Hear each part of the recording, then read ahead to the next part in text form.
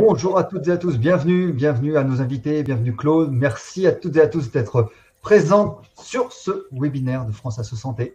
Claude? Alors, bienvenue à nos expertes et à nos experts et bien sûr, bienvenue à toutes les personnes connectées. Je repasse la parole à Frédéric 2 minutes, même non, pas 2 minutes, 2 secondes, pour qu'il fasse un petit point technique avec vous. Juste pour vous souhaiter la bienvenue, effectivement, et vous dire que si vous êtes connecté sur Google Chrome, ce sera mieux, vous aurez une meilleure connexion et on vous conseille d'être connecté en filaire plutôt qu'en Wi-Fi pour ne pas avoir des pertes de débit. N'hésitez pas à nous poser vos questions sur le chat. Je me ferai un plaisir de les transmettre à nos intervenants et nos experts. Et c'est une session très interactive, donc n'hésitez pas. Voilà. Et bon webinaire à toutes et à tous. Alors, je vais vous présenter les experts qui sont sur la table ronde. Chaque expert fera un petit signe de la main quand je dirai son nom, mais lorsqu'on passe la souris, enfin la petite flèche sur les images, les noms s'affichent de toute façon. Donc, Mélodie Kerkron. Mélodie, vous êtes sophrologue. Vous êtes membre de la chambre syndicale de sophrologie, c'est-à-dire que vous défendez la sophrologie et cette discipline, vous la faites connaître. Vous accompagnez surtout des femmes, j'ai vu dans votre parcours, et aussi des managers en entreprise, notamment vous leur apportez quelques outils. Alors, on compte sur vous aussi pour nous donner quelques outils là dans cette heure qui s'annonce. Ensuite, Mélissa Ancry, vous êtes micronutritionniste.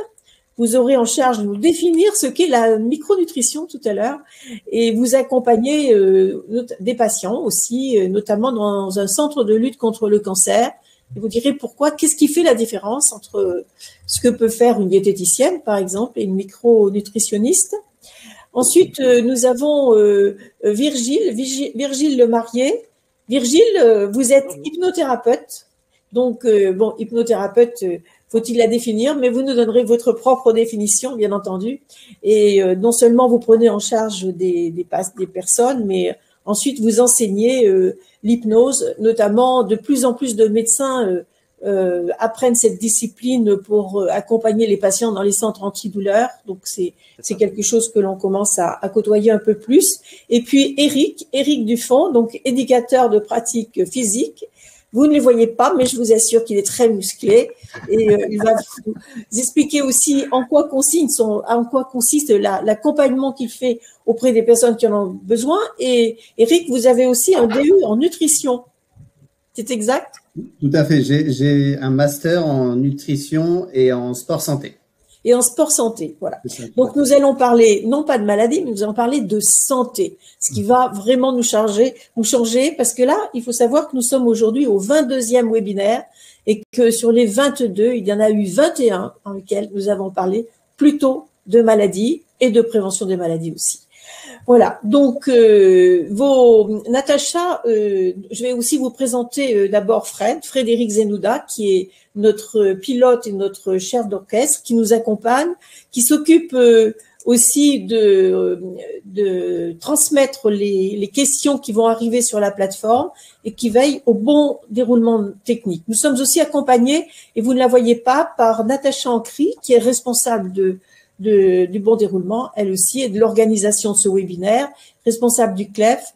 Et bien sûr, il y a comme d'habitude notre président Gérard Raymond qui vous salue, qui est aussi derrière l'écran, que vous voyez, toute l'équipe de face, le directeur Marc Morel et tout particulièrement aussi l'équipe com, l'équipe de communication qui nous accompagne pour toutes ces organisations. Alors, je vous rappelle, avant de passer aux premières questions, le thème du jour. Ce sont des spécialistes qui sont là aujourd'hui sur cette plateforme pour nous faire partager leur savoir et leur expérience professionnelle sur quelques formes de thérapie que l'on appelle les thérapies complémentaires. Ces thérapies complémentaires trouvent leur place aujourd'hui dans un groupe de travail à la Haute Autorité de Santé. Donc, il était temps, mais vous voyez que tout arrive.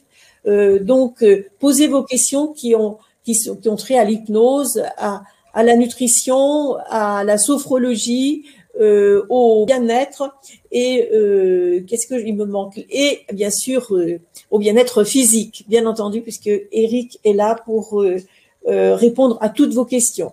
Donc, en attendant que vos questions arrivent, je vais demander à chacun des intervenants, à chacun des experts qui sont sur cette plateforme, de nous définir en une phrase ou deux en quoi consiste leur discipline essentiellement, même si certaines sont très connues. Mélissa, par exemple, est-ce que vous pouvez commencer et nous dire qu'est-ce qui fait la différence entre la micronutrition et la nutrition, tout simplement? Alors, la micronutrition, en fait, s'intéresse plus particulièrement à l'impact des micronutriments, contrairement à ce qu'on appelle les macronutriments. Les macronutriments, bien, ce sont les lipides, donc les graisses, les protéines et les sucres. Et les micronutriments, on les retrouve dans les vitamines, les minéraux, les oligoéléments, mais aussi les acides gras essentiels, c'est-à-dire ce qu'on peut appeler les bonnes graisses, les antioxydants et les fibres. Et donc, en micronutrition, notre rôle, ça va être d'optimiser un rééquilibrage alimentaire pour éviter les carences, puisque s'il y a des carences, il va y avoir une perturbation au niveau des régulations physiologiques, donc de tous les métabolismes de l'organisme. Merci. Mélodie, alors la sophrologie, qu'est-ce qu'on peut dire en une phrase de la sophrologie? Alors la sophrologie, c'est une technique de relaxation qui associe à la fois la respiration, la décontraction musculaire et un petit problème de débit. Coupure. Je ne sais pas si elle nous entend. Alors Mélodie, si vous nous entendez, reconnectez-vous sur le lien, puisqu'il y a peut-être une petite à la fois en accompagnement individuel ou en... Ah, il y a un problème de connexion avec Mélodie. On ne vous entend plus. Alors, en attendant, peut-être que... Ils sont simples, adaptables. Ouais. Problème. On va la contacter. Alors, pendant qu'on la contacte, peut-être que Virgile, vous pouvez nous dire quelques mots d'un hypnothérapeute. Qu'est-ce qu'il fait? Alors, je suis effectivement... Un peu plus fort. Micro. Alors, oui, je vais parler plus fort. Voilà.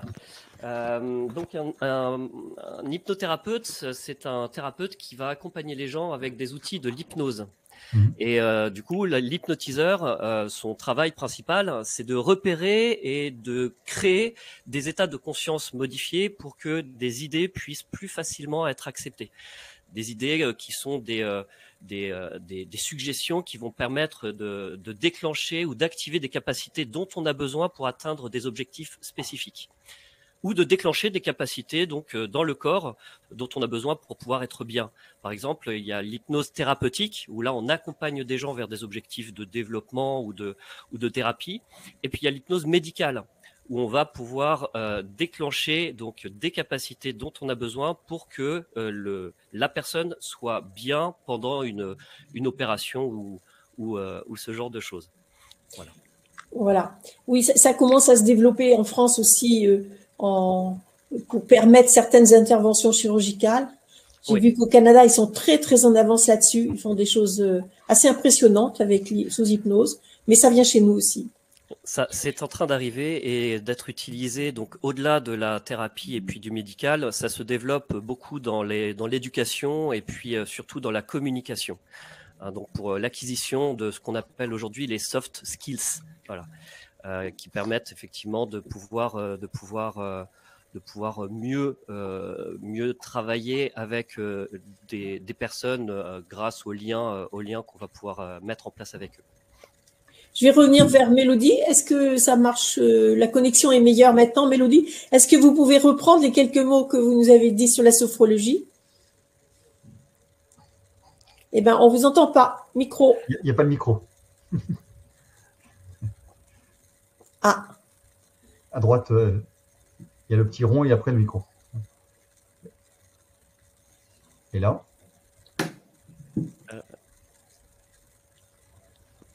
Bon. Eric, on va donner la parole à Eric. Mélodie, reconnectez-vous, c'est mieux. Reconnectez-vous complètement. Je ne sais pas si elle t'entend. Normalement. Mélodie, si vous nous entendez, il faudrait vous déconnecter, reconnecter avec le lien qu'on vous a envoyé. Alors, Natacha, est-ce que tu peux appeler Mélodie? En attendant, je vais passer la parole à Eric. Donc, Eric, vous prenez en charge des patients, vous les accompagnez sur un plan plus physique. Volontairement, on n'a pas voulu mettre sport parce que le sport, c'est pas tout le monde ne se sent pas intéressé ou capable d'une activité sportive. Même le mot exercice physique est déjà difficile. Donc, est-ce que vous pouvez nous dire en quoi vous pouvez effectivement aider les personnes à avoir une activité physique? Tout à fait. Donc, j'ai un aspect assez global de tout ce qui est activité physique dans ma pratique parce que j'entraîne des sportifs de haut niveau en judo et j'interviens aussi au sein d'institutions pour dans le cadre d'activités physiques adaptées pour le coup. Donc, pour cette population-là, le mot effectivement coaching sportif, le mot sport peut être rédhibitoire ou peut faire peur, mais l'idée est toujours de mettre en action l'organisme, de faire travailler différentes capacités, qu'elles soient cardio, musculaires ou parfois aussi cognitives, même si c'est à la limite de notre pratique. L'idée est toujours de mettre en action l'organisme dans des circonstances adaptées et surtout cadrées en termes notamment d'intensité. Donc effectivement, je suis coach sportif, entraîneur sportif pour des athlètes d'assez haut niveau et également j'encadre de l'activité physique adaptée dans le cadre de diverses pathologies. Pour toute personne. Mais Mélodie, est-ce que vous nous entendez? Allez, en une phrase, alors, la sophrologie. La sophrologie, vous m'entendez bien? Oui. C'est une technique de relaxation qui associe à la fois la respiration, la décontraction musculaire et la visualisation. L'idée étant d'améliorer la qualité de vie d'un point de vue psychologique et physique. Donc, voilà. Son champ d'application est vaste. On peut la retrouver pour l'amélioration du quotidien, pour la préparation d'un événement, la préparation mentale, également pour accompagner une maladie ou tout ce qui va être de l'ordre des phobies, des comportements pathologiques. Donc, elle est inspirée de plusieurs pratiques, dont le yoga et l'hypnose. Et l'idée, c'est qu'elle va accompagner l'autonomisation de l'individu par des exercices qui sont simples, adaptables et qui sont facilement reproductibles chez soi. Voilà, donc préparez vos questions. Je veux dire au public de préparer toutes les questions. Vous allez compléter tout ça dans toutes vos disciplines. Et en attendant que tu nous passes la première question, Frédéric, je vous rappelle, pour ceux qui nous connaissent depuis longtemps, l'étude Vivre Covid-19 qui est conduite par France Asso Santé sur l'anxiété pendant l'épidémie, qui se passe sur 2 ans. Donc, la première phase vient de se terminer. On amorce la deuxième phase maintenant. Et Caroline Guyot, qui pilote cette étude en partenariat avec Health Data Hub, va mettre un lien dans le chat. Caroline, est-ce que vous pouvez mettre un lien dans le chat pour que ceux qui sont intéressés par cette étude aillent la voir et peut-être même mettre les premiers résultats très brièvement, combien de personnes disent avoir subi un moment, avoir été victimes d'anxiété depuis le début de cette épidémie. Merci beaucoup. Frédéric, la première question? Oui, la première question s'adresse à Eric pour le moment, c'est de savoir vers qui se tourner pour avoir un bon guide sportif ou d'activité sportive dans le sens de la santé, on entend. Hein. Alors, juste un petit rappel, c'est que les coachs sportifs, même si le terme fait un peu peur, ils font beaucoup d'études et ils ont des compétences de connaissances très élevées, et notamment dans la santé, dans l'accompagnement de la santé. Donc, si on a l'image du coach sportif qui sait faire que du sport, c'est largement éculé. Donc, c'est l'exemple même avec Eric qui a ces capacités-là. Donc, vers qui et comment vers qui se tourner pour avoir un accompagnement d'activité physique bien adapté? Alors, effectivement, vaste question parce que notre métier se trouve à la frontière d'énormément de disciplines et parfois récupéré par d'autres praticiens de santé par manque de structures adaptées. Si autour de chez vous, vous avez la chance d'avoir des centres de santé pluridisciplinaires, il se peut qu'au sein de ces centres de santé, il y ait des coachs sportifs qui sont du coup guidés par des médecins, kinés ou autres prescripteurs, ou alors des encadreurs, des personnes qui encadrent l'activité physique adaptée et qui ont fait un parcours universitaire dans le cadre de l'activité physique adaptée. Il faut savoir que pour être coach, il y a diverses voies de formation, qui est la voie universitaire. Il y a la voie plus professionnelle, avec des brevets d'État, pour simplifier. Et il y a aussi, dans ce qui nous concerne, la voie universitaire dans le cadre de l'activité physique adaptée. Les meilleurs prescripteurs dans ce cadre-là sont, je pense, les médecins spécialistes dans votre pathologie, si toutefois vous en avez une. Généralement, ils ont tout un pool autour d'eux de professionnels qui peuvent intervenir. Si toutefois si toutefois vous faites intervenir un coach sportif, il est vrai que malheureusement dans notre discipline, il y a beaucoup, voire même beaucoup trop d'abus. Il faut lui demander sa carte professionnelle et son assurance qui vont prouver qu'il est effectivement bien diplômé et qu'il a reçu les enseignements nécessaires à délivrer ces séances. Et comment on le trouve? Est-ce qu'il y a un annuaire? Malheureusement, non, c'est assez compliqué. Frédéric, tu voulais intervenir? Non, je voulais juste savoir quand on se rapproche du médecin, on peut avoir une prescription d'activité physique sur ordonnance. Exactement. Donc le médecin qui doit être donné par une personne qui est une APA, donc diplômée en activité physique adaptée. APA. Ce qui est assez difficile à trouver en dehors de différents centres à l'heure actuelle. Une autre question qui s'adresse à Virgile traite la prise en charge de la douleur par l'hypnose. Est-ce que c'est quelque chose qui est accessible et comment faire? Si tu peux parler un petit peu plus fort. Oui, vous m'entendez bien là? C'est bon? C'est un peu mieux. Ouais. La prise en charge de la douleur, effectivement, est de plus en plus demandée justement donc par rapport à l'hypnose. Ce qu'on peut faire pour qu'une personne puisse donc gérer des douleurs physiques, qu'elles soient chroniques ou des douleurs physiques donc qu'on subit sur le moment. Alors concrètement, comment on fait? Il n'y a pas spécialement besoin d'avoir une super compétence en hypnose pour pouvoir déjà apprendre à utiliser donc les capacités qu'on a pour pouvoir utiliser donc les états de conscience modifiés qu'on peut créer soi-même afin de développer donc les capacités qui nous permettent de prendre en charge la douleur, c'est-à-dire les capacités d'anesthésie, d'analgésie et ce genre de choses.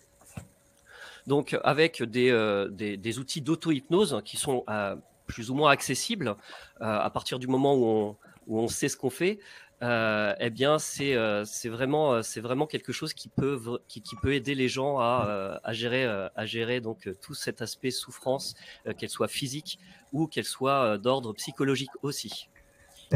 Comment on apprend l'auto-hypnose? Eh bien déjà on apprend l'hypnose et puis disons qu'on dans les centres antidouleurs, par exemple, excusez-moi, oui, mais dans les centres antidouleurs, est-ce que, par exemple, on vous apprend ça, à gérer ensuite votre douleur tout seul?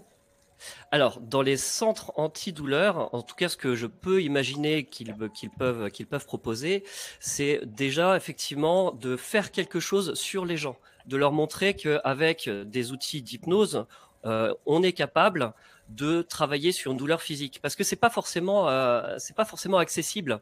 Se dire que psychologiquement, je vais pouvoir faire quelque chose pour diminuer une douleur physique. Vous voyez? Donc les gens, dans un premier temps, besoin d'être d'une certaine manière convaincus. Et à partir du moment où ils ont vu que psychologiquement, on est capable de diminuer ou de gérer la souffrance, alors dans ces cas-là, on leur apprend donc des gymnastiques, si vous voulez, des gymnastiques mentales qui permettent effectivement de reproduire ce qu'on a fait en séance avec la personne. Merci. Une question pour Mélissa sur les capacités qu'on pourrait avoir avec l'alimentation à augmenter, à stimuler son immunité.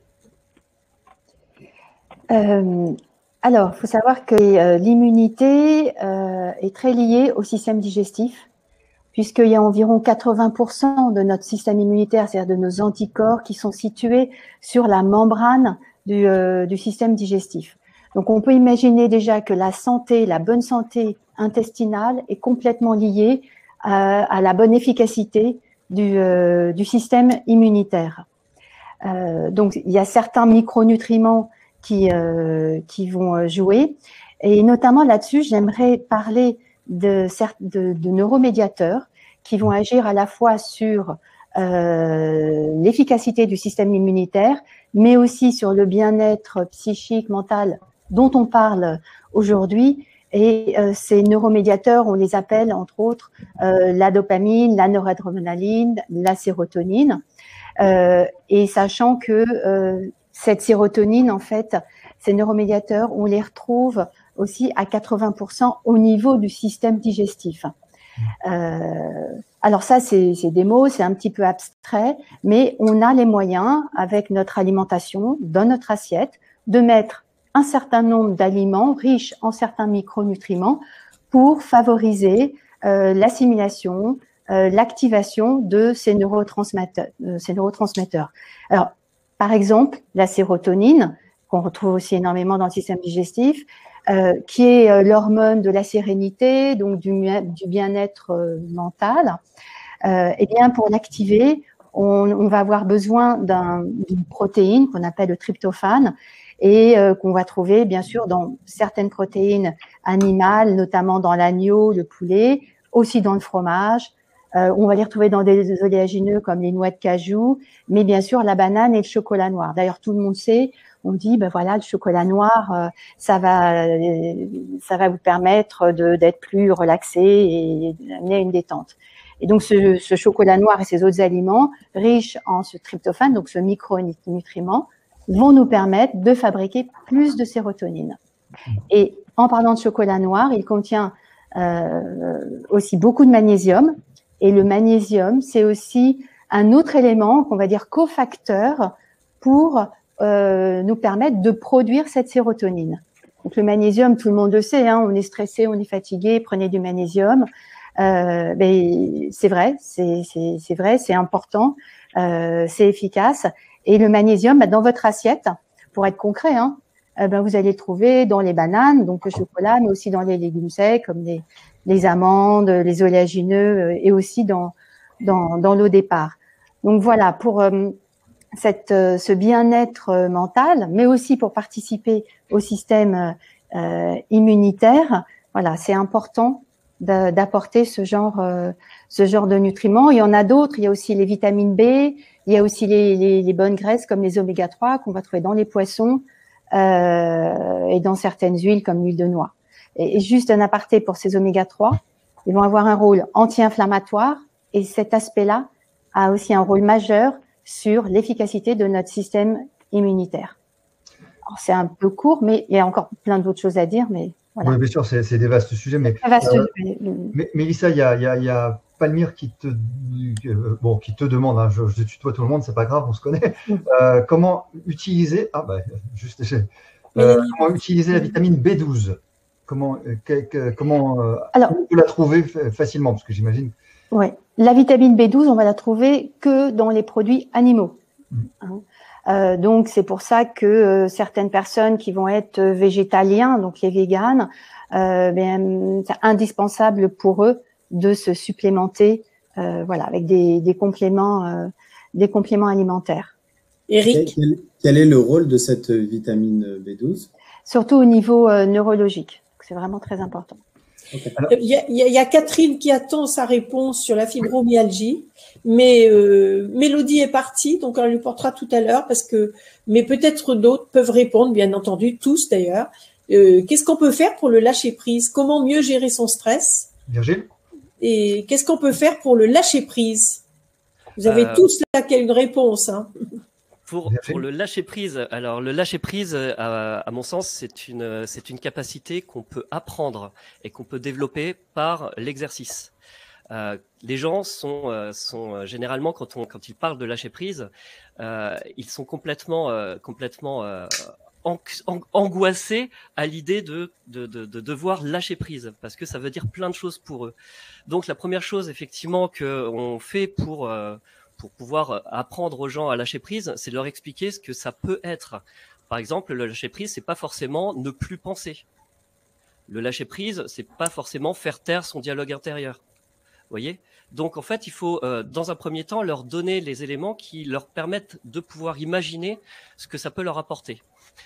Et ensuite, pour le lâcher prise, il y a quelque chose que j'utilise beaucoup en parallèle donc avec ce que fait Mélodie, hein, puisque j'utilise beaucoup les techniques de respiration qui créent des états de conscience modifiés, hein, puisque naturellement la respiration, certains types de respiration créent des états en fonction de ce dont on a besoin. Et le travail donc de moi, hypnotiseur, c'est de transformer cet état de conscience modifié en transe hypnotique. En transe? Voilà. En transe hypnotique. Parce qu'un état modifié de conscience, en fait, on en a tout le temps dans la journée. Et du coup, c'est pas forcément significatif de l'hypnose. L'hypnose, elle a une fonction, une seule, c'est de permettre à une idée d'être acceptée par des parties inconscientes et de se réaliser. Vous voyez, sans qu'il y ait des résistances. Sans qu'il y ait de résistance. Et du coup, c'est pas parce qu'on est dans un état de conscience modifié, par exemple, que on va accepter une idée de, par exemple, là, je vous lance une idée comme ça. Soyez euphorique, parce que c'est vachement bien l'euphorie. Hein, ça permet plein de choses. Eh bien, il y a plein de gens qui, malgré le fait qu'ils savent que c'est bien l'euphorie, eh bien, ne vont pas le ressentir, parce qu'il y a des systèmes qui bloquent. Donc, le travail de l'hypnose, c'est d'utiliser donc des états de conscience modifiés qu'on transforme en transe pour que cette idée d'euphorie puisse se réaliser automatiquement. Vous voyez ? Je voudrais passer la parole à Mélodie parce qu'elle est revenue et j'espère qu'on va pouvoir l'entendre. Mélodie, la question était à propos de la fibromyalgie. Comment mieux gérer son stress et comment apprendre à lâcher prise? Est-ce que la sophrologie peut apporter des réponses? Oui, tout à fait. Tout à l'heure, vous parliez du système immunitaire et la sophrologie, justement, va aider aussi à la fois gérer les douleurs, qu'elles soient chroniques ou qu'elles soient ponctuelles. Et l'idée, en fait, ça va être de prendre conscience du lien entre le physique et le psychisme. Et finalement, avec des exercices qui vont permettre de travailler sur le souffle, on va détendre le corps et ça va avoir des répercussions sur le mental. Et inversement, en relâchant le mental, on va également avoir un relâchement au niveau du corps.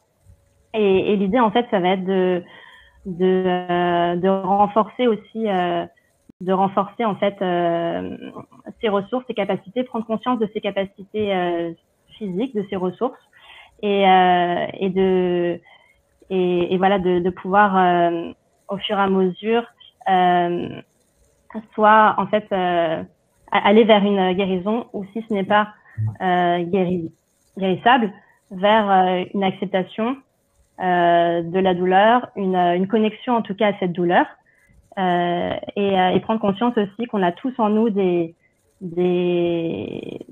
formidables capacités de résilience, des formidables ressources, et qu'on peut les réactiver.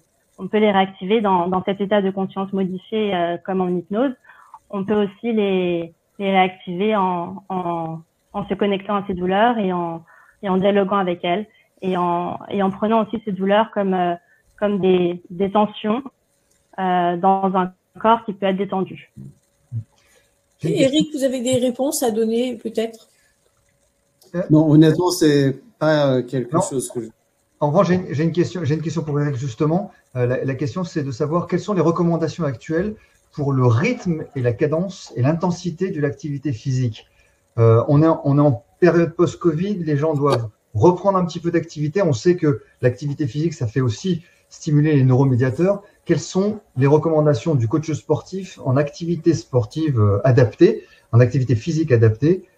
Quel temps minimum, quelle durée et quelle intensité? Oh là là. Ah ouais. Bon, tu as déjà un petit peu précisé la question. Merci à toi. Je vais déjà faire une réponse très vaste. Un petit peu est mieux que rien. C'est-à-dire que. On t'a perdu. On n'entend plus, Eric. Tu as ton micro, tu as effacé ton micro. Vous m'entendez? Là, c'est mieux. Là, oui. Ok. Donc, je vais déjà faire une réponse très globale, c'est-à-dire que un petit peu est mieux que rien. Marcher 10 minutes est mieux que ne pas marcher du tout, monter 3 étages est mieux que de prendre l'ascenseur. Ensuite, l'idée est avant tout de s'écouter. J'entends autour de moi trop de personnes qui se disent c'est le confinement, je vais en profiter pour reprendre la course, ou d'autres exemples, et qui reprennent le sport de façon trop intensive. Ils n'ont pas couru depuis des années, ils mettent leur basket et ils partent pour un footing de 1 heure. C'est pas possible de faire ça. L'idée est toujours d'avoir une progressivité, et en ayant cette progressivité, vous aurez connaissance de vos capacités, connaissance aussi des effets que ça a sur votre corps, des courbatures ou autres potentielles douleurs liées à l'activité physique. Maintenant, les activités physiques à conseiller sont adaptées à votre potentielle pathologie, sachant que dans un premier lieu, les personnes pensent à la marche ou à la course, qui, en fonction des pathologies, sont des activités avec des impacts, donc qui peuvent avoir de forts impacts sur les articulations, notamment les genoux et le dos. Donc, quoi faire, quand et comment, c'est une question trop vaste pour y répondre ici en 1 minute, mais l'idée, c'est de faire régulièrement 2, 3 à 4 fois par semaine, de faire, progressif et en durée.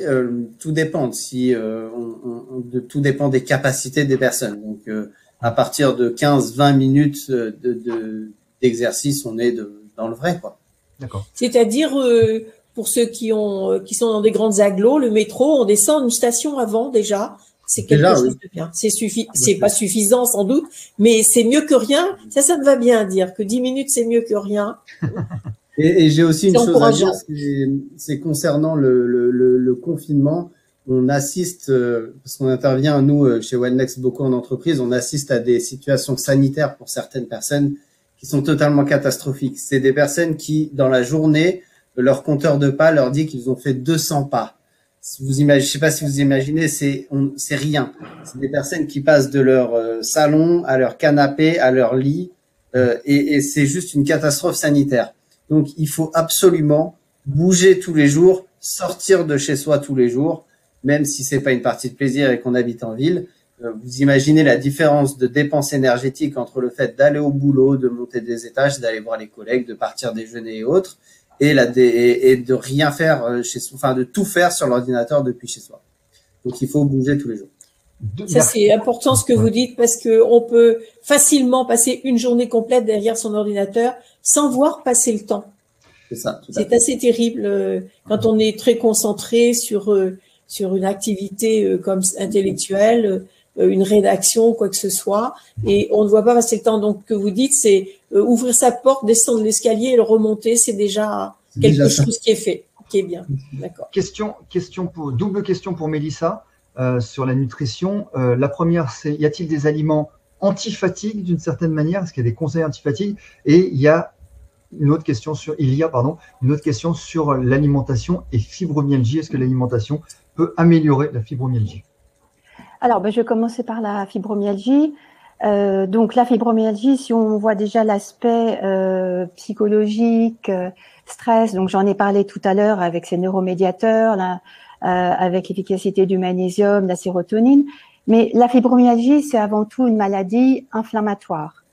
Et en micronutrition, en nutrition, on peut agir sur l'inflammation parce qu'il y a des aliments qui vont être plutôt pro-inflammatoires, c'est-à-dire ils vont permettre la sécrétion de substances pro-inflammatoires dans l'organisme et donc la déclencher une sorte de crise fibromyalgique, quand c'est le cas, quand on est face à cette pathologie.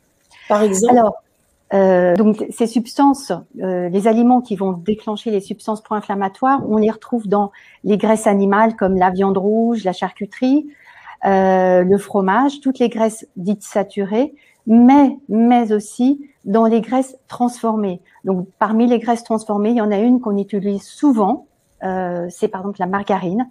C'est une graisse végétale qui, pour être solidifiée, a été complètement transformée par hydrogénation, alors que normalement, une graisse végétale, c'est tout à fait liquide. Et là, ça va agir sur ce qu'on appelle les prostaglandines de type inflammatoire, c'est-à-dire des substances qui vont générer de l'inflammation dans notre organisme et donc la douleur. Voilà. En revanche, il y a des aliments qui vont être riches, eux, en substances, enfin, qui vont agir sur les substances anti-inflammatoires. Et là, il s'agit notamment de graisses, ce qu'on appelle des acides gras polyinsaturés, donc ce sont essentiellement des oméga 3. Et ces oméga 3, on va les trouver dans les poissons. Alors, les plus riches, ça va être le saumon, le thon, les sardines, les maquereaux, parce que, en plus, c'est intéressant, ce sont des petits poissons, donc moins pollués, mais également dans les huiles végétales comme l'huile de noix, l'huile de colza, l'huile de chanvre qui est un petit peu moins utilisée, ou l'huile de lin. Voilà, donc c'est excusez-moi, Mélissa, mais oui.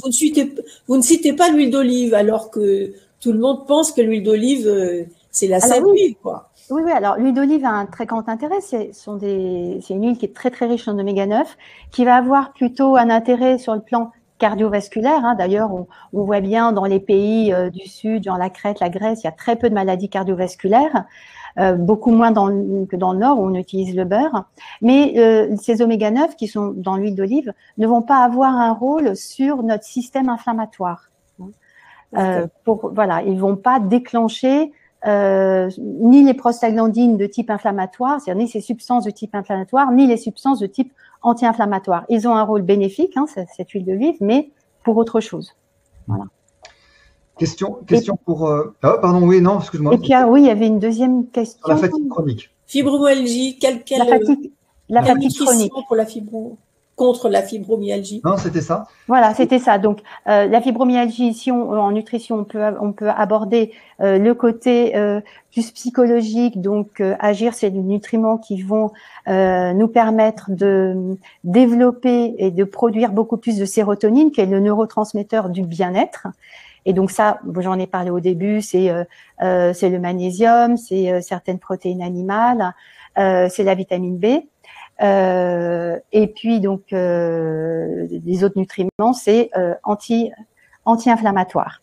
Et donc l'autre question concernant la fatigue chronique, eh bien, elle peut être liée aussi à un déficit en certains neuromédiateurs, les neuromédiateurs qui sont la dopamine et la noradrénaline. La dopamine, elle, c'est le neuromédiateur starter. En fait, c'est ça qui nous permet dès le matin d'être dans l'action, on a envie de faire les choses, tout va bien. Et la noradrénaline, c'est un petit peu l'accélérateur, le petit coup de boost de façon ponctuelle. Donc pour ça, pour les développer, les stimuler, on a besoin aussi de protéines, qu'elles soient végétales ou animales. Mais on a aussi besoin de cofacteurs qu'on va trouver dans le fer, puisque le fer, alors en dehors de l'anémie, on peut ne pas être anémié, mais pas suffisamment nourri en fer, puisque ce fer est important dans la fatigue, puisqu'il va permettre le transport de l'oxygène jusqu'à nos tissus et entre autres jusqu'à nos tissus musculaires, jusqu'aux fibres musculaires. C'est ainsi que va pouvoir se faire nos mouvements, voilà. Donc, si on est carencé en fer, ce micronutriment, qui est un minéral, eh bien, on risque d'avoir cette fatigue physique. Et ce fer est aussi actif dans l'action dans le fonctionnement de notre système immunitaire. Alors bon, tout le monde le sait, le fer, on le trouve essentiellement je donne des petits trucs comme ça, dans le boudin noir, bien sûr dans la viande rouge et aussi dans les lentilles. La fatigue chronique peut aussi être liée au magnésium. Vous voyez, on revient au magnésium, on le retrouve partout. C'est vraiment un minéral très important, puisque ce magnésium, en fait, va participer à la transformation des sucres et des graisses en énergie. Sans ce cofacteur, sans ce magnésium, on ne pourra pas utiliser nos sucres pour les transformer en énergie.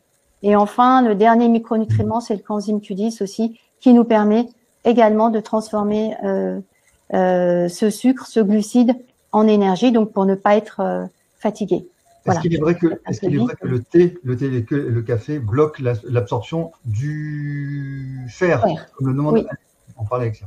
Oui, effectivement. Donc le thé va contenir de la théine, qui est proche de la caféine, le café et la caféine, et ces deux substances vont inhiber l'activité du fer. Donc moi, ce que je recommande, si vous êtes vraiment un adepte de ces deux boissons, c'est de les boire plutôt loin de vos repas qui contiennent des protéines riches en fer. Donc le matin, l'après-midi ou dans la matinée, Voilà. Mais quoi qu'il en soit, le café, c'est pas la boisson idéale, hein, puisque c'est quand même acidifiant, et acidifier son organisme, c'est aussi le fatiguer.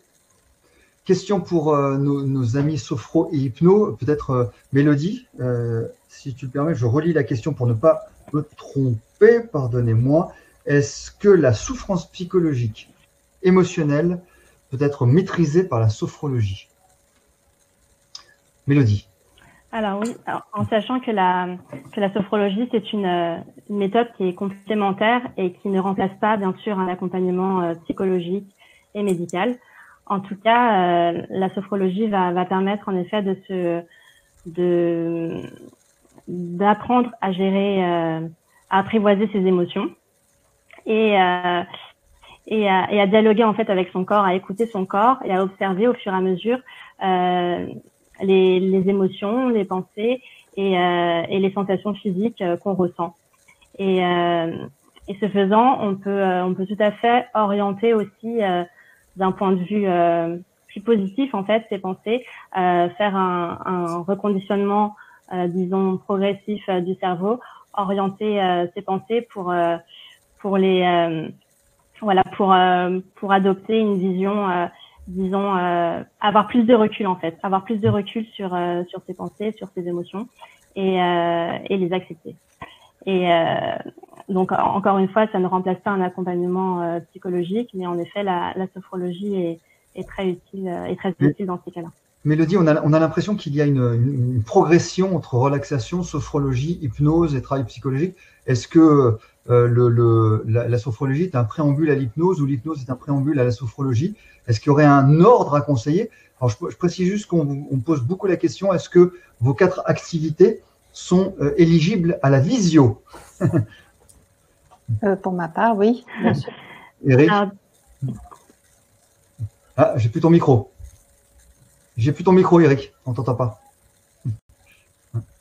Pardon. Oui, tout à fait. On a réussi à maintenir une activité intéressante lors du confinement, lors des différents confinements grâce à la visio, justement. D'accord. Mélodie, pardon, je vous ai interrompu. Est-ce qu'il y a une espèce de progression entre vos 2 activités, Virgile et vous? Toi. C'est en tout cas très lié. Dans la sophrologie, il y a des techniques d'hypnose. La différence, ça va être que en hypnose, on va travailler davantage sur l'inconscient, alors que en sophrologie, ça va être davantage sur le conscient.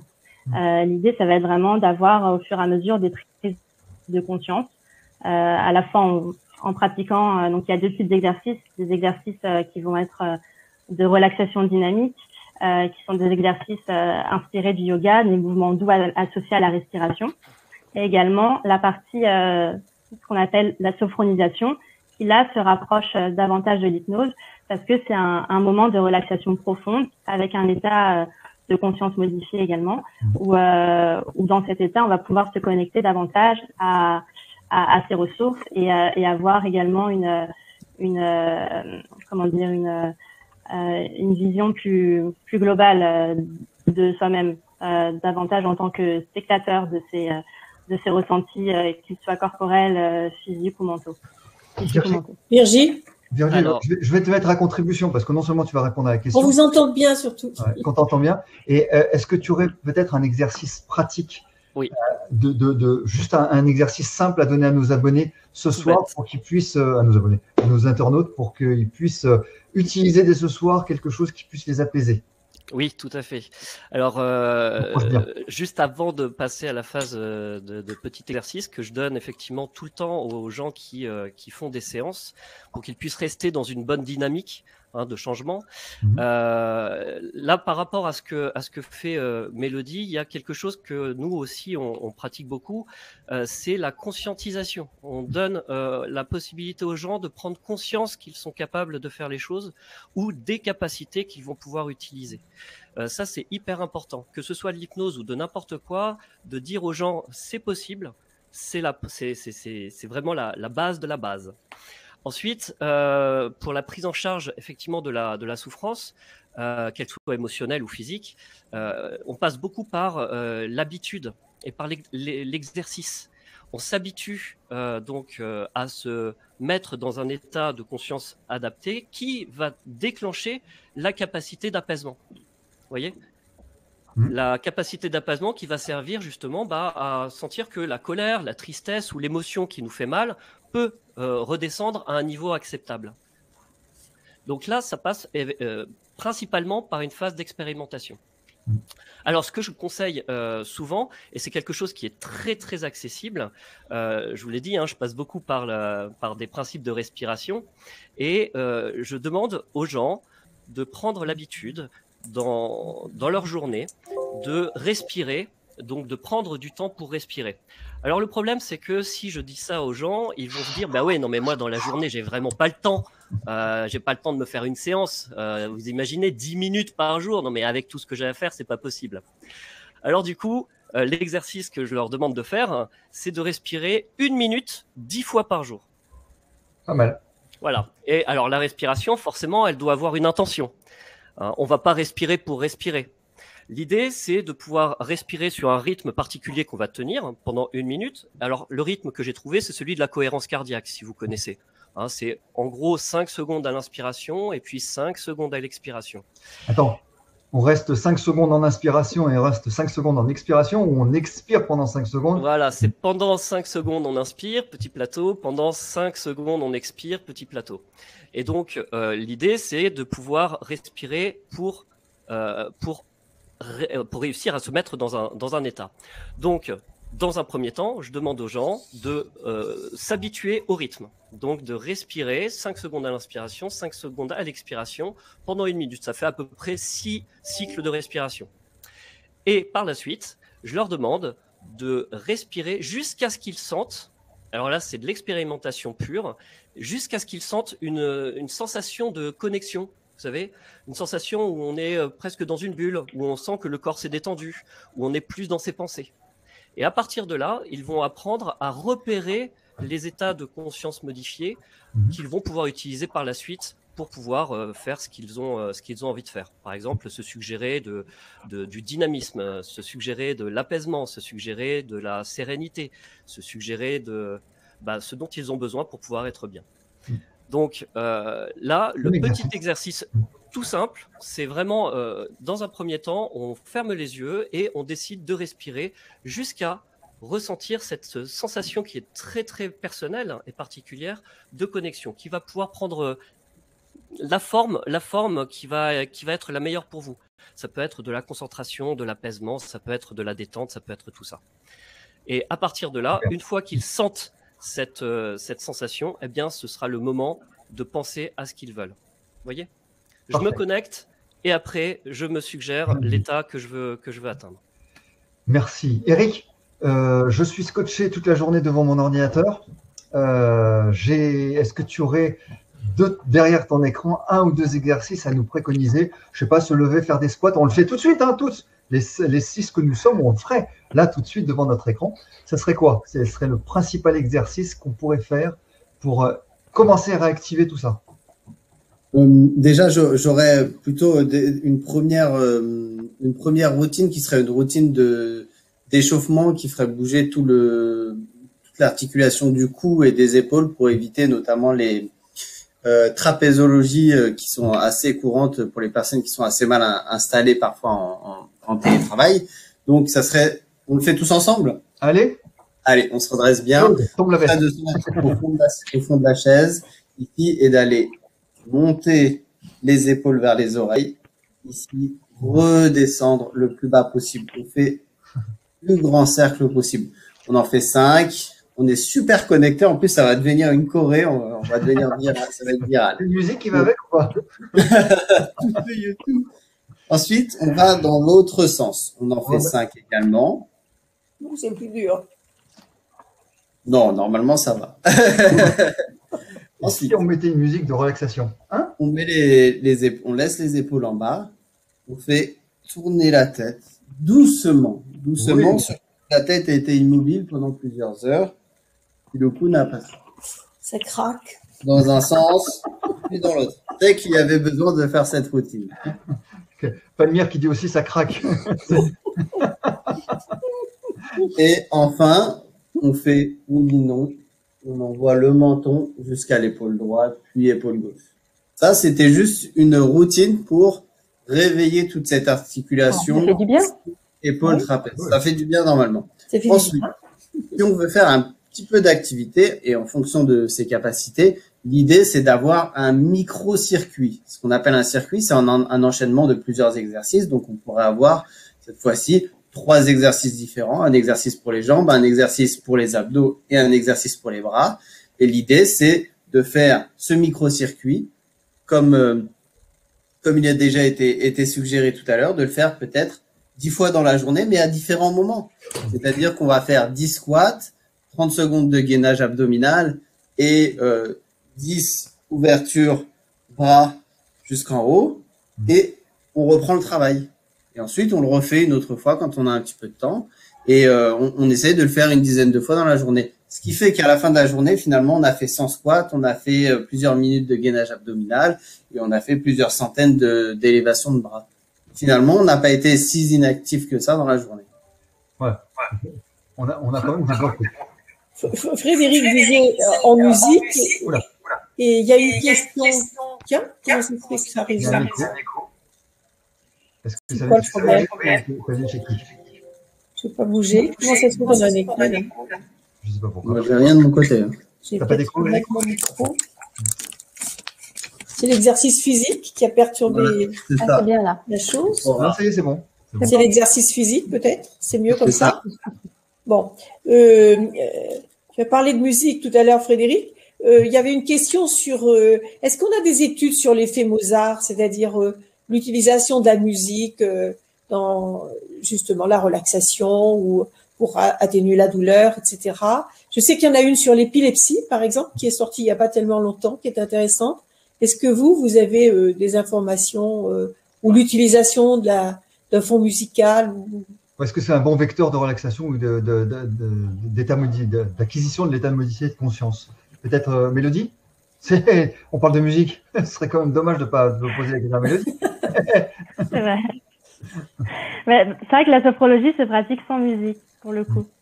Ouais. Mais donc, je vais pas pouvoir répondre à cette question. Je pourrais rebondir sur les exercices d'Éric, parce que ce qu'il a fait, il y a des exercices qui se retrouvent en sophrologie, donc c'est très intéressant de pouvoir combiner les deux, peut-être. Virgile, pour le... Ouais, pour la musique, en fait, on peut l'utiliser à partir du moment où la personne, elle, en gros, elle programme la musique pour déclencher un état. Elle sait que quand elle va écouter cette musique-là, elle va se mettre dans un état d'énergie. Vous savez, il y a des musiques qui motivent. Et puis, donc, il y a d'autres musiques qui nous permettent d'exprimer d'autres types de sensations ou d'émotions. Par exemple, j'écoute une musique triste, ça me permet de plus facilement lâcher la tristesse, pour que cette tristesse se manifeste et puis qu'elle passe.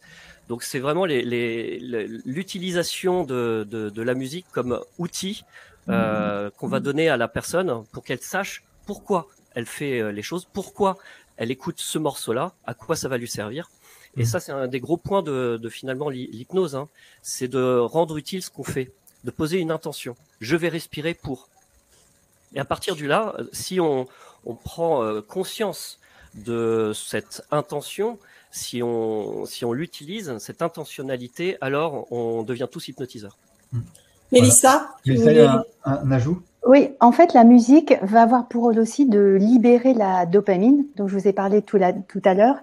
Et donc, cette libération de dopamine va nous faire sentir mieux. Donc, vous voyez, ça a aussi un rôle. Voilà. Alors, il y a une musique qui a une réputation dans musicothérapie, comme on dit. C'est la sonate de Mozart, la 448, qui est réputée, celle à 2 pianos, qui est réputée justement pour libérer un certain nombre de substances. Mais bon, Mais oui, parce qu'en fait, Mozart a changé le La. Il a fait une tonalité différente et c'est à partir de le La de Mozart que la fréquence, la longueur d'onde qui est émise permet justement la libération de ces neuromédiateurs. C'est pour ça qu'on a fait ça l'effet Mozart, parce que c'est lui, en l'occurrence, qui a en partie changé la tonalité des fréquences. Voilà. Peut-être, Mélodie, nous donner un exercice peut-être à faire, hein, et après on va... Oui, tout à fait. Alors, je peux reprendre notamment... je vais vous parler du pompage des épaules, donc il y a un exercice assez proche de celui qu'Éric nous a présenté. Donc l'idée, Donc c'est mieux de le pratiquer debout, mais vous pouvez voilà vous mettre assis, vous adapter. Et en fermant les yeux, en accueillant en fait tous vos ressentis, vous allez prendre une profonde inspiration par le nez, bloquer votre respiration quelques instants et ensuite effectuer une sorte de pompage d'épaule. Donc hausser vos épaules plusieurs fois en haut et en bas et souffler par la bouche en relâchant le tout et en ouvrant vos poings. Donc en fait vous inspirez par le nez, vous fermez vos poings. Et là, vous imaginez que dans vos poings, que vous tenez toutes vos tensions, tout ce dont vous souhaitez vous libérer. Et en apnée, donc quelques instants, vous haussez les épaules et ensuite, sur l'expiration, vous ouvrez vos poings et vous relâchez le tout en imaginant que vos tensions oui, c'est assez sont tonique, par terre. C'est assez et tonique. On peut aussi imaginer… Comment ? Je disais que c'est assez tonique. C'était vraiment un geste de relâcher. Oui, voilà, c'est assez tonique. Après, c'est vraiment adaptable. Faites-le vraiment en fonction de vos tensions aussi. Écoutez votre corps. Et on peut aussi, donc il y a l'exercice du cou qui existe. Quand vous souhaitez, tout à l'heure, Virgile parlait de l'attention et l'intention est en effet très importante à la fois en hypnose, en sophrologie et dans la vie en général. Donc il y a l'exercice du cou. Donc là, pareil, vous inspirez par le nez, vous bloquez votre respiration et vous pouvez effectuer des mouvements latéraux en imaginant dire non à ce dont vous n'avez plus besoin en ce moment. Et sur l'expiration, vous revenez progressivement en soufflant. Donc ça, vous pouvez le faire sur le non, vous pouvez le faire sur le oui. Et également faire des mouvements comme ça en imaginant encercler toutes vos possibilités. En tournant, c'est peut-être… Comment ? En tournant, c'est peut-être… oui, non, et peut-être… Mais je vous invite en tout cas voilà, c'est vrai que c'est des petits exercices qui sont courts, qui peuvent se faire en quelques minutes ou en quelques secondes au fil de la journée. Mais vous pouvez aussi très bien au fil de la journée simplement vous arrêter et prendre conscience de votre respiration.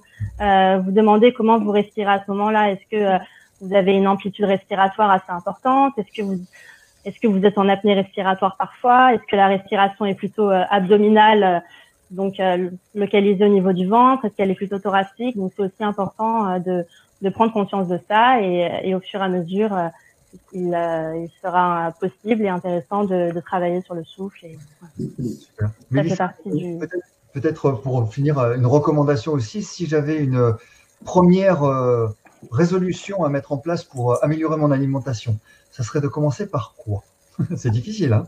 Alors, oui, parce que c'est vaste, mais en même temps, s'il y avait une première chose à faire, eh bien, ça serait apprendre à mastiquer à 100% chacune de vos bouchées, de vos aliments, parce que c'est comme ça qu'on va pouvoir bien assimiler les nutriments. Sans mastication, sans digestion, les nutriments ne vont pas être utilisés par l'organisme parce qu'ils vont rester en gros morceaux. Et ça, le corps ne sait pas les reconnaître et ça peut même générer des pathologies auto-immunes. Et d'ailleurs, voilà, je dis toujours que on ne se nourrit pas de ce que l'on mange, mais on se nourrit de ce que l'on digère. Donc voilà, s'il y a vraiment une chose déjà, première chose à faire, c'est apprendre à bien mastiquer, ce qui n'est pas facile. C'est pour ça que l'on dit qu'il faut mâcher les liquides et boire les solides. C'est-à-dire que les solides doivent être transformés en liquides et que les liquides doivent être mâchés. À ce point mâché qu'ils de façon à être insalivés. Voilà, quoi. Vraiment de la bouillie. Il faut en faire de la bouillie et voilà, parce qu'en fait dans notre bouche, la première digestion se fait au niveau de la salive puisqu'il y a des enzymes digestives et c'est déjà là qu'on va pouvoir réduire en micronutriments les aliments qu'on mange. Si les aliments qu'on mange ne sont pas réduits en micronutriments, ça reste en grosses molécules elles vont passer par la membrane intestinale. Et ça, le corps ne sait pas l'utiliser, donc on va pas pouvoir reconstruire nos cellules, on va pas pouvoir faire tous nos métabolismes. Et en plus, ces grosses molécules vont être considérées comme un corps étranger. Le système immunitaire va les attaquer, ça va générer des complexes anticorps antigènes et ça va générer de l'inflammation. Et par la suite, même, ça peut générer des maladies auto-immunes par suremballement du système immunitaire. Donc voilà, c'est pour ça que c'est compliqué, pas compliqué, parce que vraiment, s'il y a une chose à faire déjà, c'est bien mastiquer. Et alors, je donne un pari à tous, vous allez voir, essayez de mastiquer une bouchée, là, si vous pouviez en avoir une. Vous allez voir, vous avez le réflexe de déglutir immédiatement. Donc, ça demande une vraie concentration jusqu'à ce qu'à force, ça devienne un automatisme. Virgile, est-ce que tu peux nous conditionner à mieux mastiquer? Ouais, ça serait bien. On peut même l'utiliser pour faire de l'hypnose. C'est quelque chose, c'est marrant parce que c'est quelque chose que je donnais sur des groupes que je pouvais accompagner. Et du coup, je demandais aux gens de mastiquer 7 fois un aliment en se posant l'intention de ne garder dans cet aliment que ce qui allait faire du bien. Ah oui. Ils mâchaient 7 fois en pensant à cette intention et ça donnait des résultats qui étaient très étonnants.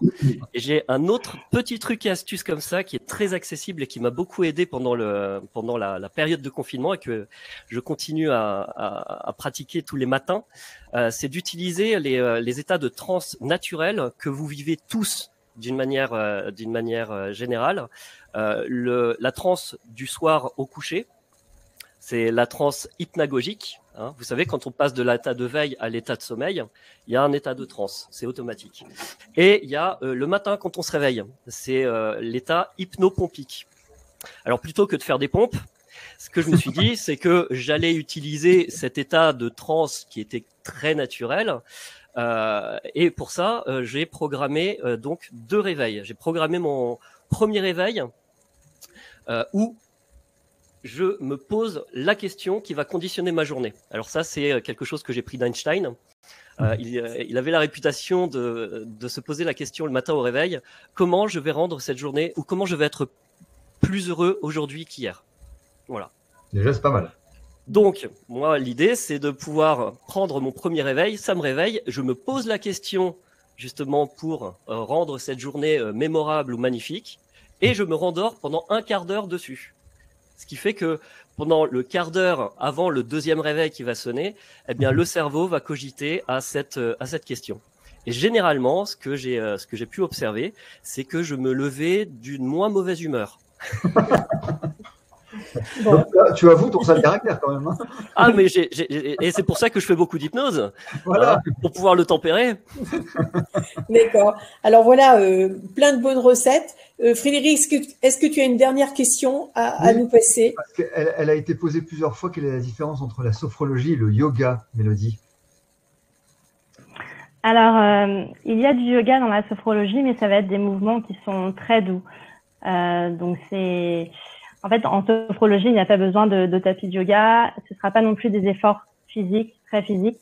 Donc, c'est quelques mouvements qui ont été piochés dans le yoga. Donc voilà, qui sont mêlés à la respiration et au souffle. Mais ça va être des mouvements, un peu comme je vous ai montré, des mouvements qui vont faire appel en tout cas à la concentration, des mouvements d'étirement. Mais voilà, ce sera plus de l'ordre de l'étirement que du physique.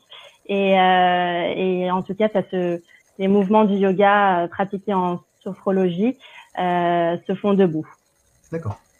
Et il y a alors je compléterai, et là j'irai sur le territoire de Virgile pour avoir expérimenté, avoir eu des difficultés dans des postures de yoga, et sous hypnose, on peut les prendre beaucoup plus facilement. Oui. Il y a un lien aussi entre l'hypnose et le yoga qui... Voilà. Alors, là, c'est peut-être parce que je fais de l'hypnose depuis trop longtemps. Je suis un peu tombé dedans quand j'étais petit. Je vois de l'hypnose partout. Je vois de l'hypnose quand je fais de la vaisselle. Je vois de l'hypnose quand je fais le ménage. Je vois de l'hypnose quand je fais du sport. Donc, tout peut devenir hypnotique. Et c'est ce que j'essaye de montrer aux gens. À partir du moment où ils prennent conscience de leurs états de conscience, ils peuvent les utiliser pour en faire quelque chose. On peut faire la vaisselle avec dans la joie et voilà. Donc Mélissa nous a transmis un excellent message sur la mastication, en tout cas insaliver les aliments quels qu'ils soient, tant liquides que solides, pour se porter mieux. Est-ce que chacun vous avez un message essentiel? Est-ce que vous pouvez laisser un message essentiel à toutes les personnes qui sont connectées dans vos différentes disciplines? Eric? Voilà, j'avais peur que ça démarre par moi. J'allais pas te louper. Bah, si. Merci pour ces petits exercices, Eric. Écoutez, vraiment le message que je veux faire passer, il y en a deux. Le premier, c'est dans l'activité physique, la chose qui compte le plus, c'est de faire et de faire régulièrement. J'ai vu passer dans le chat des questions, on peut pas répondre à tout, mais effectivement, c'est facile à dire et parfois plus difficile à faire, notamment en fonction des états physiques. Donc, il faut trouver les activités qui sont possibles si on a de la fibromyalgie, si on a d'autres pathologies, mais il faut faire. Une autre chose, pour beaucoup pratiquer les salles de sport, c'est que personne ne vous juge. Ne croyez pas que vous allez pénétrer une salle de sport et que vous allez rencontrer que des sportifs de haut niveau ou des bodybuilders. Non, la majorité de la population pratique, la majorité de la population sportive pratique 1 fois, 2 fois par semaine de façon très épisodique. Donc, ne vous inquiétez pas, vous ne serez pas jugé sur votre silhouette, sur votre niveau ou sur la façon dont vous pratiquez. Faites et n'ayez pas peur du regard des autres si toutefois vous allez en salle de sport, en association ou autre. Parce que malheureusement, il n'y a pas partout des centres d'accueil adaptés aux différentes pathologies ou formés en activité physique adaptée. Mais rien que monter les escaliers, c'est déjà quand même quelque chose. Tout à fait, bien sûr. C'est faire de l'activité, faire fonctionner le corps. Et pour ceux qui sont à la campagne, je dirais que le jardinage est un excellent exercice. C'est reconnu. Et à ce propos, Frédéric, qu'est-ce que tu peux nous mettre la première de couve de l'équilibre du jardinier qui dit que qui soigne son jardin soigne son âme. Donc le jardin, il permet de se nourrir, de soigner son âme et de soigner son physique. Donc c'est quelque chose que on peut, je pense, tous ici recommander, évidemment. Ensuite, Virgile, qui nous a laissé aussi d'excellents exercices là. Virgile, quel message vous avez à passer? Ouais, je pense que beaucoup de choses passent par un état d'esprit et là je me pose toujours maintenant des questions qui vont conditionner justement ma réflexion ou mon état de la journée. Et il y en a une qui m'aide beaucoup, c'est comment je vais rendre aujourd'hui exceptionnel pour que je puisse m'en faire des souvenirs mémorables. Magnifique. Mélodie. Mélodie. Pour compléter les propos de Virgile et Mélissa sur la mastication, je vous invite à rajouter de la pleine conscience aussi au moment de manger, donc de prêter attention à tous vos sens, à la texture de vos aliments, au goût et au toucher, voire au toucher. Et c'est vrai que et pas que dans la mastication, également dans vos activités du quotidien, injecter de temps à autre de la pleine conscience. Ça peut être en mangeant, en cuisinant, en jouant avec vos enfants, et ça va vous permettre en fait de vous connecter davantage à vous-même, et cette connexion aussi au sens est finalement une porte d'entrée au monde extérieur. Et en tout cas, écoutez-vous, trouvez les techniques, les astuces qui vous font du bien, et comme disait Eric, la régularité vaut mieux que la quantité. Et plus vous allez vous accorder des moments de bien-être, de déconnexion, et plus vous allez lâcher prise au fur et à mesure, et également savourer ces moments et partir à la découverte de toutes vos sensations.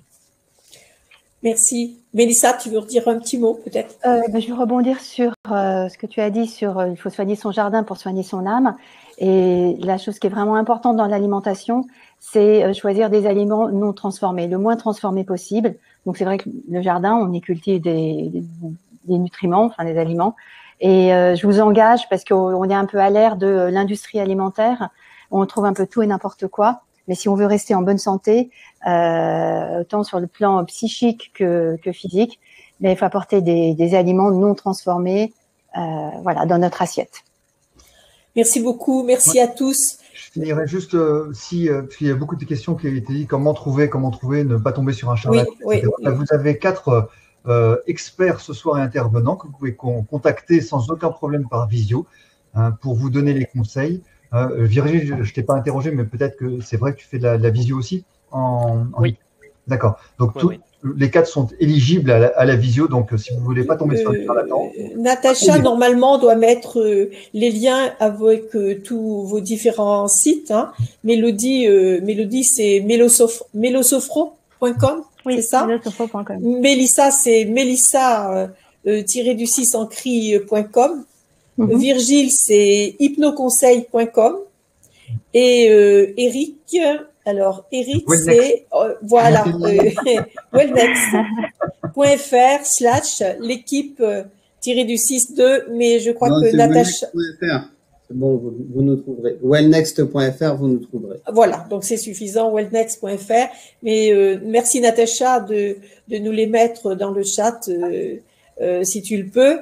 Donc là, nous allons clôturer le 22e webinaire depuis le début de l'épidémie, ce qui fait plusieurs milliers de personnes qui se sont connectées et environ 80 experts qui ont participé, dont vous 4 aujourd'hui. Merci infiniment. Merci aussi aux équipes de France Asso qui nous aident à préparer ces webinaires et à celles du CLEF, à nos régions et à notre équipe de communication. Et bien entendu, notre président qui nous accompagne et notre directeur qui s'appelle Gérard Raymond, ceux qui ne le connaissent pas, et Marc Morel qui est notre directeur général. Et merci à Frédéric Zenouda. Et moi-même, j'ai oublié de me présenter en début, mais beaucoup me connaissent déjà. Je suis vice-présidente de France Asso Santé. Merci à tous. Et ces 22 webinaires sont disponibles en replay sur le site de France Asso Santé. Et Frédéric? Non, juste dire qu'on avait à cœur de finir ce cycle de webinaires dans le côté pratique et un peu de la bonne humeur pour trancher un tout petit peu du Covid et de tout ce qui nous entourait. Et vraiment, ce soir, vous avez été des intervenants souriants, agréables et très pratiques, très pragmatiques, sur des sujets qui sont très vastes. L'hypnose, c'est très vaste, l'alimentation, c'est très vaste, la remise en forme, la sophrologie, tout ça, c'est très, très vaste. Et vous avez été synthétique et super. Donc, c'est avec grand plaisir que nous avons pu animer ce webinaire, Claude et moi, ce soir. Et n'oubliez pas que vous pouvez retrouver tous ces conseils sur le site de France Asso Santé. Vous aurez évidemment le replay et vous avez dans le chat les liens pour retrouver nos experts si vous désirez les contacter pour ne pas tomber sur les charlatans. Hein. Et surtout, dans le replay, vous retrouverez tous les petits exercices. Si vous avez envie de les faire au bureau, ne vous gênez pas. Voilà. Vous avez melosofro.com, vous avez melissa-mancry.com, vous avez hypnoconseil.com et vous avez wellnext.fr. On vous souhaite merci à tous. Un bon été, prenez soin de vous, dans la joie et la bonne humeur.